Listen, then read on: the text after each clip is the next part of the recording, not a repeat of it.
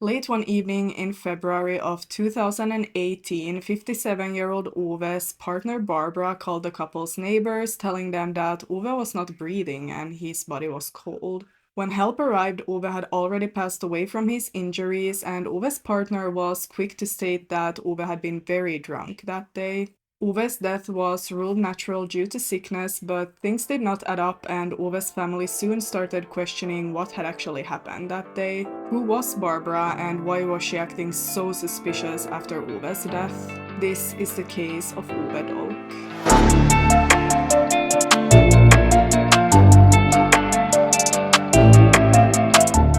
So hello everyone and welcome to my channel. My name is Elin, and on this channel I cover true crime cases that have occurred in the Nordic countries. The only content warning for this video is alcoholism, so if that's something that you don't want to watch or something that is triggering to you, then click out of this video and hopefully I will see you in my next case. This case is probably going to be a super long one. There is a lot of information that I had to include to cover the case as honestly as possible, so just a warning, the video might be a bit longer than usual. When I started researching this case, I was pretty unsure what I was going to believe, since I saw people speculate online that maybe this was not even a murder. But after looking more into it, I have a pretty clear picture of what I think happened, and I'm pretty sure that most people are going to agree with me. But feel free to comment if you have any thoughts or opinions, because it's always really interesting to read what you guys think. Anyway, let's jump straight into the case that happened in Sweden. Ove Dolk was a 57-year-old man who was described as generous and social. He was always nice to people and welcoming towards pretty much everyone. But he was also very giving and had a super big heart, and one neighbor has described him as the world's kindest Ove. Ove's daughter described him as always happy, and he was not afraid to laugh at his own expense, so he just seemed like an overall super good guy who was well liked by his surrounding. In 2017, Ove met a woman called Barbara, and they soon started a relationship, and soon after that they also got engaged. Barbara was a 54-year-old woman originally from Cuba, and it's a bit unclear what she was actually doing, but she herself most commonly stated that she was a writer and she was also active in cultural events. Unfortunately, I don't have much information about her childhood, but she has told people close to her that she grew up with her grandparents and her grandfather was hiding some weapons. One day, according to Barbara, American troops came to their home and abused her grandfather in front of the family, but he still did not give up the location for the weapons. She has also told an ex-partner that she was sitting in her grandfather's lap when he passed away. Ove's daughter has stated that she had not met Barbara before the events in this case played out, but she had heard that in the year of 2017, Barbara had gotten pregnant with Ove's child. Ove's daughter was a bit skeptical towards this because Barbara was 54 years old, so how could a woman that age get pregnant after only a couple of months together? And she also did not really view the relationship as anything serious. Ove himself was very in love with Barbara and willing to do almost anything for her, even though some of his friends were also skeptical towards her and saw through some of her behavior. On the 11th of February 2018, Ove's grandchild turned 11 years old. He was so happy to see his grandfather, and Ove actually filmed a bit during this meeting. The reason why he was filming was to prove to his partner Barbara that his family wanted to meet her, so it just shows how much he actually cared for her. In the clip he asked, "Is it okay for you to meet Barbara?" and the grandchild answered yes. Only a week later, on the 17th of February, Ove and Barbara were out at the couple's summer cottage and they were planning on having a cozy evening together. But the evening turned out to be anything else than cozy. One neighbor has stated that they were about to start grilling when Barbara suddenly called and asked to speak to the man of the household. This man was Ove's friend and neighbor, and they had been hanging out earlier that day, drinking a bit, but not so much that Ove was drunk. During this meeting, Ove had been in a good mood and he told the neighbor about the cozy evening that he was planning to have with Barbara. But anyway, back to the phone call. Barbara told the neighbor that Ove had gotten very drunk and kinda passed out from this, so that he had fallen into the table or he was leaning towards the table. And these type of things were actually not too unusual for Ove, since he sometimes drank too much and he had also been suffering from alcoholism from times to times during his life. But the neighbor still decided to pause his grilling and run down to Ove and Barbara's house to check what was going on.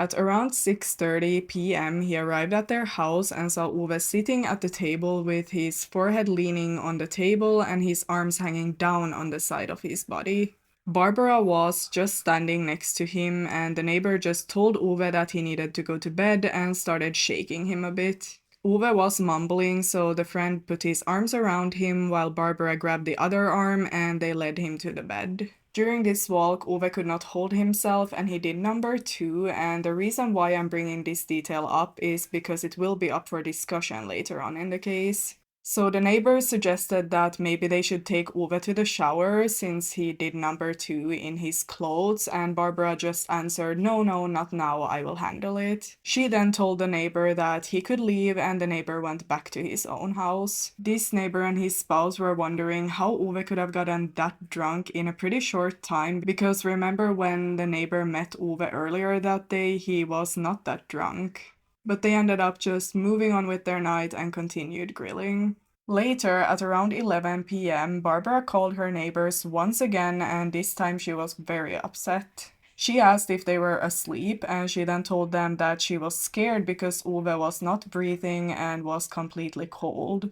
They ran down to the cabin, and Ove was laying on the bed, still with the same clothes that he did number 2 in before, so Barbara had not washed him up. He was unfortunately visibly dead. He had no color in his face and his eyes and mouth were a bit opened. So the neighbors called the emergency services and told them what had happened. Ove's partner Barbara could be heard in the background of the emergency call saying that they had to come fast. Otherwise, she was quiet, not really upset or crying, and the neighbor was wondering why she did not check up on him during the night since he was already so cold, so it seemed like he had been dead for a while. The neighbor also noticed that Ove had no jewelry on him, even though he was a goldsmith, so he was often wearing different kind of jewelry. When the emergency services arrived, they knew straight away that Ove was already gone. They did not really note anything special on his body except for one thing. Ove was blue on the inside of his mouth, and this was very unusual for the emergency services since it usually indicates that a person has been dead for a while or that a person has been dead for a long time. A doctor also arrived, and Barbara was quick to state that no medical examination was needed. Since Ove had a history of medical issues and a heart condition, everyone believed that this combined with the alcohol most likely led his heart to give up. Barbara did not contact Ove's children to let them know about the situation or ask if they wanted a medical assessment. She just waited until the next morning to call Ove's sister, and Barbara told her the whole story about how he had been drunk and not been able to take care of himself after drinking so much. When the rest of the family heard this story, Ove's daughter Louise got suspicious. She felt like even if Ove had his issues when it came to alcohol, he never drank in such a way that Barbara described. When the family and Barbara went to the summer cottage, Barbara made sure to point out what stuff was hers, and it was so much that she did not even get everything into her car and she had to call for assistance. But the family didn't really care about what she took. They of course only cared about the fact that Ove was gone. On the yard outside of the cabin there was a big container, and for some reason Barbara did not want to tell them what was inside of this. Ove's family still to this day do not know what was inside of that container and why it was there. According to the neighbor who came to the house and helped Barbara when Ove got drunk, it was strange and out of character for Ove to just sit alone with Barbara and get drunk. The neighbors thought that this was a super crazy thing to happen, and Ove's family were starting to question some of the things that Barbara did that night. During one afternoon, some of the family members met up with Barbara in Ove's goldsmith shop, and Ove's daughter, who had never met Barbara, definitely had some questions for her. When she asked Barbara what happened, Barbara told her that Ove had been drinking all day and started early. After they ate, he just took his medicine with some wine and he then passed out at the table. She also stated that he had mumbled, and I quote, "Barbara, I love you, but my children does not love me," which to me is a pretty weird thing to say overall in that kind of situation, but it's very strange to point that out to Ove's own daughter. When Ove's daughter asked Barbara about the dirty clothes that she had basically put him to bed with, Barbara stated that she did not wash him because she wanted him to see how drunk he was. Barbara also tried to make them give or sell her the goldsmith shop, and she made it clear that she wanted to keep it for herself. Lastly, she told the family that the container on the yard was hers and she would like them to respect that, and that she would make a report to the police if they opened it without her. So the family were, of course, left with a strange feeling after this meeting, especially Ove's daughter Louise. Things had gone missing from Ove's store, from the house, and from the summer cottage, and Barbara was definitely acting suspicious. 4 days after Ove's death, the family met again in Ove's shop. Louise actually recorded this meeting since she still had many questions for Barbara. Some of Ove's jewelry was missing, and Barbara claimed that she had only taken his engagement ring since that was hers and she wanted to keep it. But Ove's phone was also missing, and Barbara claimed that this had gone missing before his death. On the day of Ove's funeral, Louise had gone through the call record from Ove's phone and found that calls had been made to Cuba after Ove was already in bed on the night that he died. And I feel like this is really telling in the case. I mean, Barbara was from Cuba and Ove had no other connections there, so it was clear that Barbara had made calls from his phone after he already died, or at least after he was already in bed. And on top of that, she claimed that the phone was missing, but it was clearly not missing if she had been calling from it after he went to sleep, so why would she be lying about something like that? Pictures from Ove's Instagram account had also been deleted after his death, and who would even do that if it was not Barbara? So of course Louise now asked for an abduction of Ove's body and also asked for a new screening where they looked for different substances in his blood. But the police at first did not take this situation seriously and did not really start looking into the case. Half year after Ove's death, the police also started realizing that something was not right and they started looking into Ove's death. So they did some testing, and on the 28th of August they asked Louise to come in for questioning. Basically the blood test showed a high level of cyanide in Ove's blood, so they now started a murder investigation. Cyanide is a deadly chemical that interferes with the body's ability to use oxygen. It's normally used to make papers, textiles, and plastics, but also one of the chemicals used to develop photographs. Sometimes cyanide is used in metal cleaning, removing gold from its ore, or to exterminate pests and vermin in ships and buildings. Cyanide is rapid acting, and people can be exposed by only touching or drinking a drink containing the poison. Some symptoms of exposure might include confusion, dizziness, headache, nausea, vomiting, or weakness, so pretty similar to when a person drinks too much alcohol.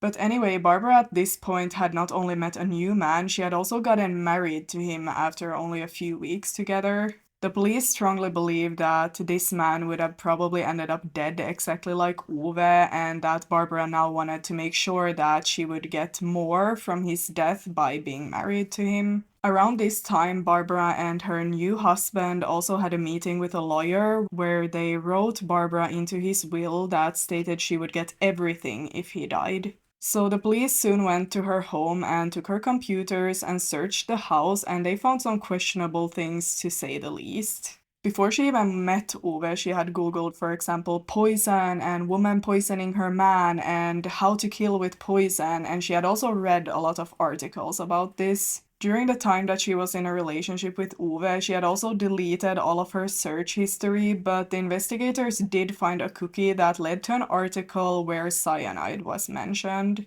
When she had just met her new man, she started Googling similar things again, which is super chilling in my opinion. They also questioned Barbara, and it was clear from questioning that she was the only person who could have murdered Ove. This was because she stated many times that she was the only person there with Ove that night. It also became clear for investigators that this was a woman who had a hard time sticking to the truth. For example, she had lied about being a writer, a journalist, and a school counselor, as she could not mention anything that she had written, and she had also never worked with any of these professions. It was also strongly believed that she had stolen from Ove's property. The police found an email that she had written in the middle of the night after Ove died, where she claimed that he had died many hours before she called for help.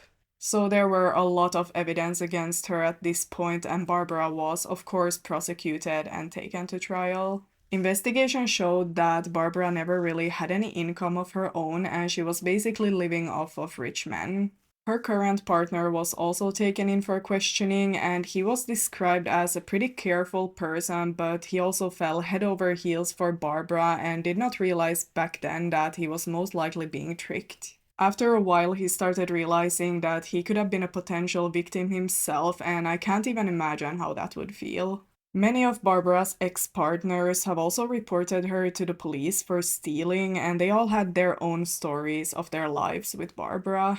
One of her ex-partners, called Björn, talked about his relationship with Barbara in court.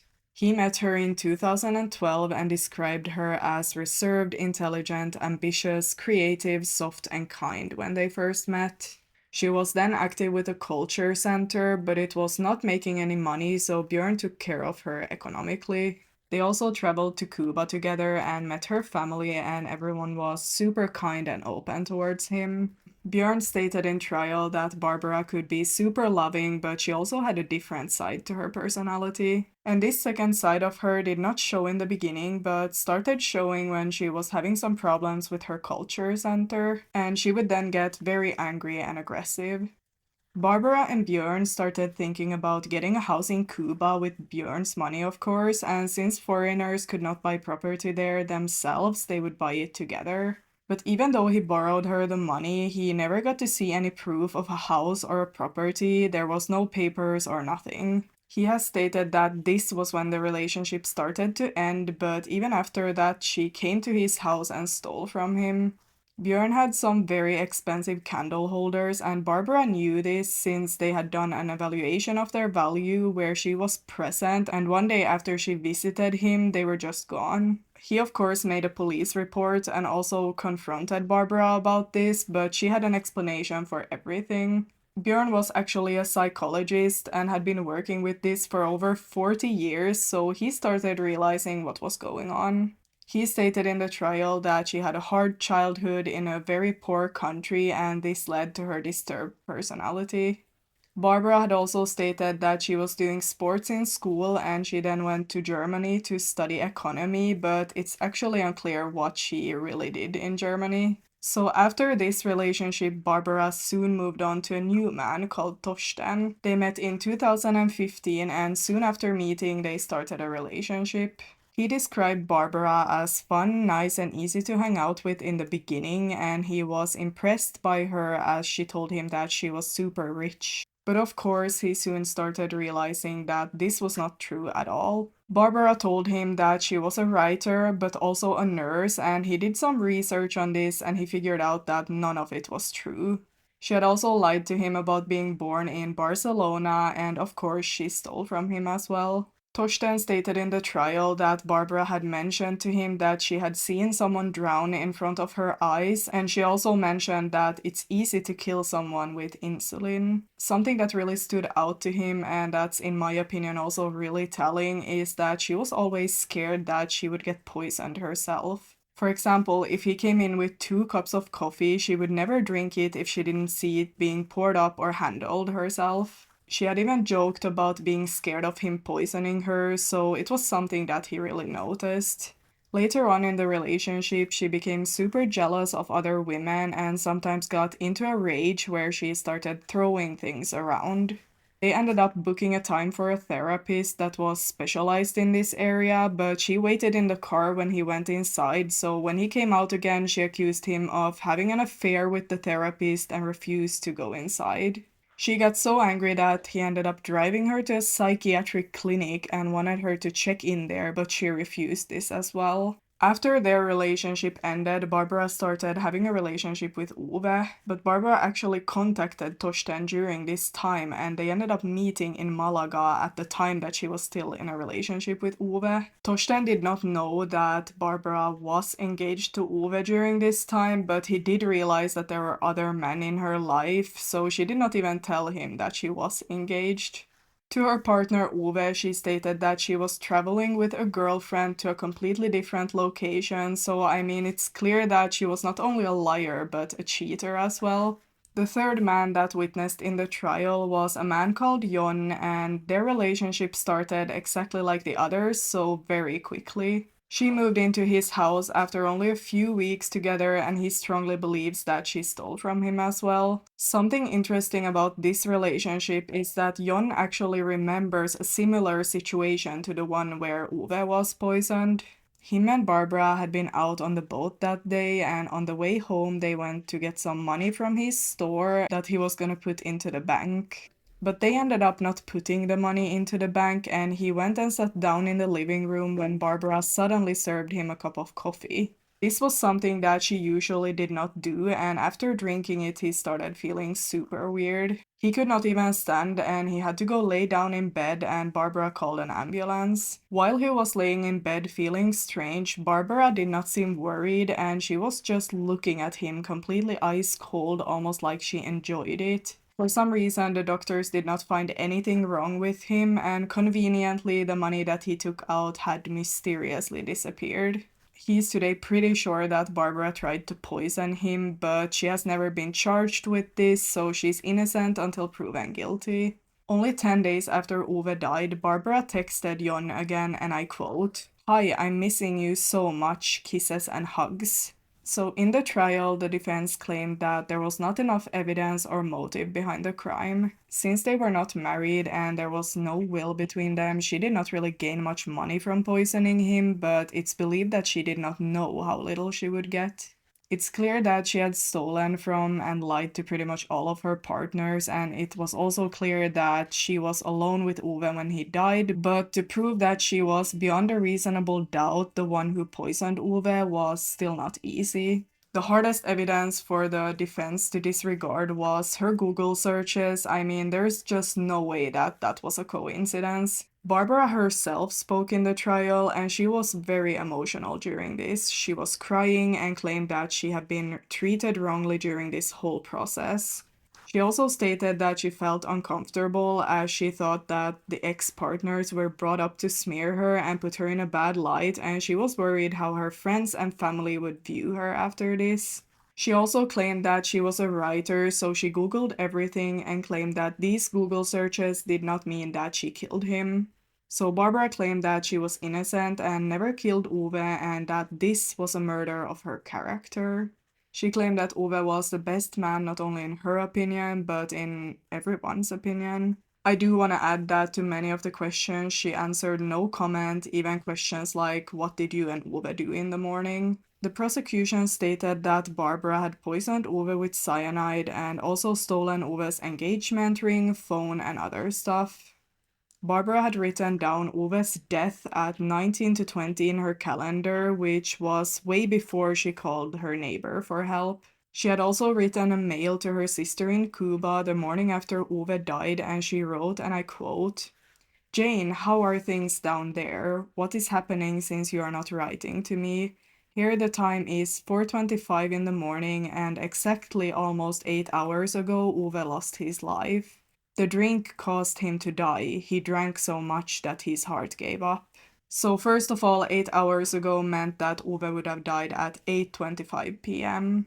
She also wrote the drink caused him to die, and I mean, she could have meant the alcohol, but it's kind of weird that she wrote the drink as in one drink. And also, how could she know for sure at this point what actually caused his death? At around 9 in the evening, Barbara had turned off their house alarm, and the prosecution suggested that this was her taking out the trash with the cyanide.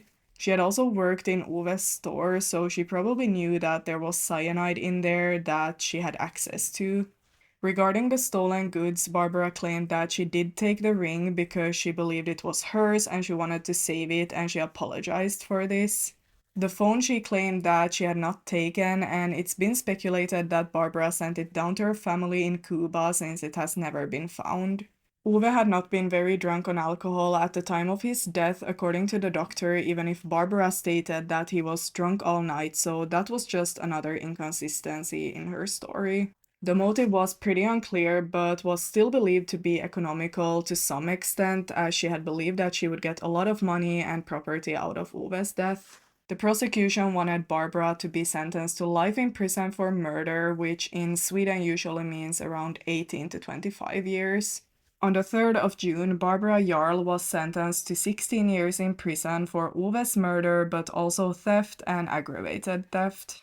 Both of the parties actually ended up appealing this, and Barbara's sentence was harshened to 18 years in prison. And I know that this was a lot to cover, so in conclusion, Ove was murdered in his own home by his spouse who had planned the murder by looking up different poisons. But that's all that I have for this case, and I just gotta say, I'm actually super scared of people who are pathological liars, and I don't mean big lies, but people who lie about small and unnecessary things. Because they literally have no reason to lie, they just do it, and it's almost like they have no emotion or remorse about the fact that they are not telling the truth. And that just tells me that there's a big lack of emotion within that person, and it's just super scary. But anyway, this is of course a super sad case about a man who fell victim to what he believed was love, and he just saw through all of the warning flags or warning signs. I'm just happy that his family never stopped fighting for justice because eventually they got it. I mean, she's now locked up, even though I know that it does not take back what happened, but at least it's a little bit of justice. My thoughts and prayers, of course, go out to the family, but I'm gonna wrap up the video here, so thank you so much for watching, and hopefully I will see you in my next case. Goodbye, everyone.